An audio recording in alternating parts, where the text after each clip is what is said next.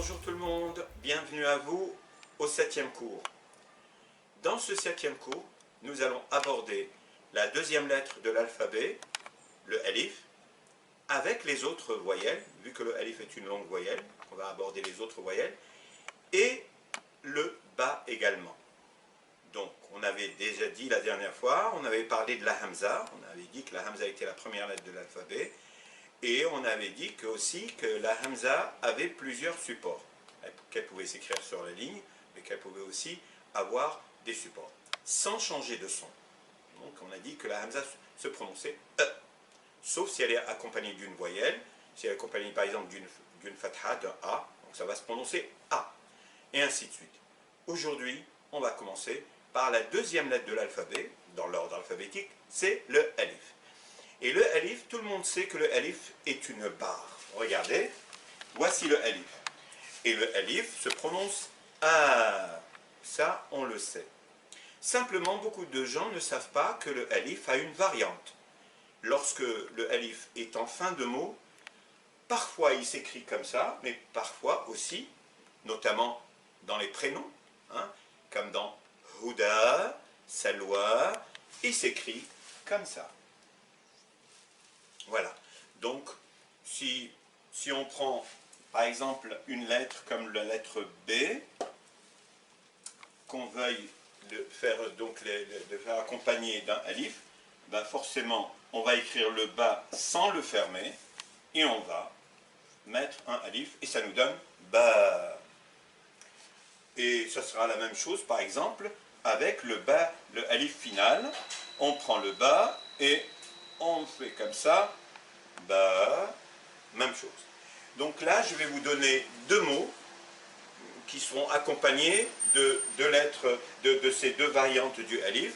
On va prendre, par exemple, je vais vous inviter à lire ce mot parce qu'il est très simple. On a pris un ba, on a mis un alif, et le détail que vous ne devez jamais oublier, c'est que le alif fait partie des six lettres qu'on appelle des lettres orphelines.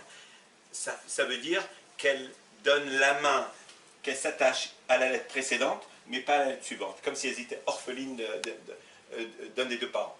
Donc le alif ne s'attache pas avec les lettres qui suivent. Donc j'ajoute un B. Donc essayez de lire ce mot, allez-y, je vous laisse. Bab, ça veut dire une porte. Donc voici une longue voyelle. Il va sans dire que c'est très important de prononcer les longues voyelles. Pour un francophone qui n'est pas habitué de les prononcer, il va peut-être s'imaginer que ça n'a pas d'incidence, mais ça a une incidence sur le sens des mots.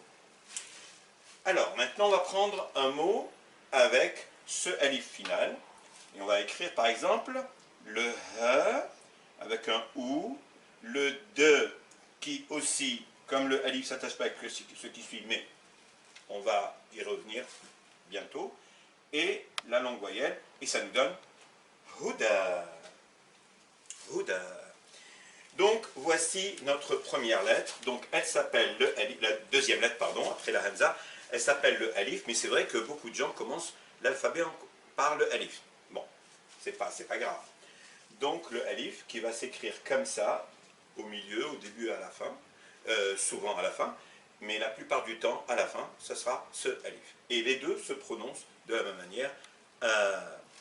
Passons maintenant à les autres voyelles, parce qu'en français, en arabe, on a 6 voyelles, 3 longues, 3 brèves. On ne va pas attendre tout l'alphabet pour arriver à ces autres voyelles, on va les mentionner tout de suite. La deuxième longue voyelle, après le alif, c'est le waw. Alors, un rond sur la ligne, le reste sous la ligne. Ça s'appelle waw, et ça se prononce ou. Mais comme je vous l'ai dit au tout début de mes cours, je vous ai dit que le waw, avec une autre lettre, ont deux sons. D'accord? Le son, ici, pour cette lettre, c'est soit le waw, il y a des mots, quand vous avez en début de mot un wa, il ne se prononcera pas comme une longue voyelle, mais comme un wa.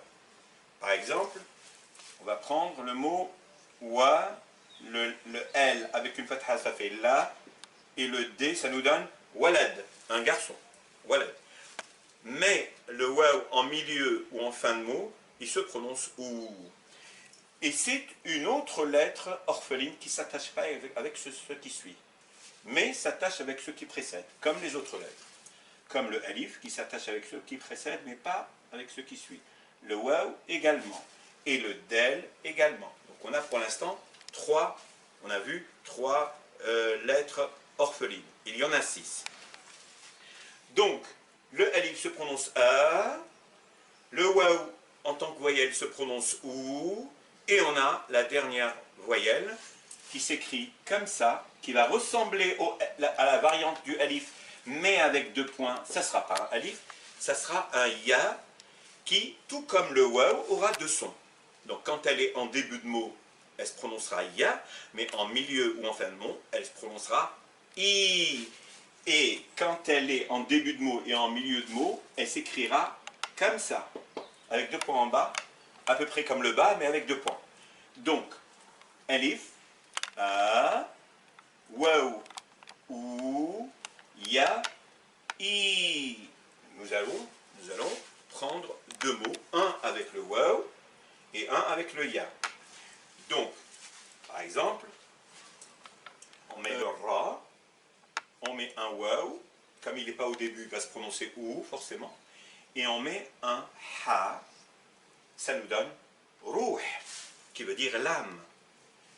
Donc, à propos des lettres orphelines, on a le alif, qui est orphelin, qui ne s'attache pas avec ce qui suit, mais qui s'attache avec ce qui précède. Le waouh, même chose, il s'attache avec ce qui précède, mais pas avec ce qui suit. Le del, il s'attache avec ce qui précède, mais pas avec ce qui suit. Vous le voyez ici. Et le ra, 4e lettre, qui s'attache avec ce qui précède, pas avec ce qui suit. Donc, nous avons ici, par exemple, un mot où les 3 lettres sont séparées. Pourquoi? Parce que cette lettre s'attache avec ce qui précède, mais pas avec ce qui suit, mais c'est la première. Cette lettre s'attache avec ce qui précède, mais pas avec ce qui suit, puisque c'est une lettre orpheline. Or, ici, elle ne s'attache pas avec ce qui précède à cause du ra. Et donc, le waouh ne va pas s'attacher avec ce qui suit. Donc, prenons un autre mot maintenant pour matérialiser le ya. Alors, pour le ya, donc on va commencer par exemple par le ya au début, et je vous ai dit que lorsque le ya est au début, il se prononce ya, donc on va prendre le ya, on va l'écrire comme ça, et ensuite le del, on va lire, ça nous donne yed. Et c'est quoi yed? C'est une main, yed. Et le ya au milieu ou à la fin, il va se prononcer i, et on va écrire, donc le ya au milieu à la fin, on va prendre la lettre A, c'est une lettre qu'on n'a pas encore vue, c'est une lettre que j'appelle la lettre du vomissement, parce que quand on vomit, forcément on prononce le aïn, voilà. J'ajoute le ya qui va se prononcer i, et ensuite un del, et ça nous donne Eid, une fête, Eid. Alors, séparons ces deux mots. Donc, le alif, a, le waouh, ou, le ya, i. Et donc, là, on a les 3 voyelles longues. Et je vais vous faire un petit rappel des voyelles courtes qu'on a vu dans un des précédents cours. Les voyelles courtes, c'est un petit trait en haut, c'est la fatha, elle se prononce A. Un petit 9 en haut, c'est la damma, et elle se prononce OU. Et un petit trait en bas, la kasra, et elle se prononce I. Grâce à ces 6 voyelles, 3 longues, 3 brèves, je vais prendre une lettre de l'alphabet et je vais lui appliquer ces 6 voyelles. Et vous allez voir, ça se passe exactement de la même manière pour toutes les autres lettres de l'alphabet. C'est pour vous dire aussi que la langue arabe n'est pas une langue compliquée, vu qu'elle a 6 voyelles.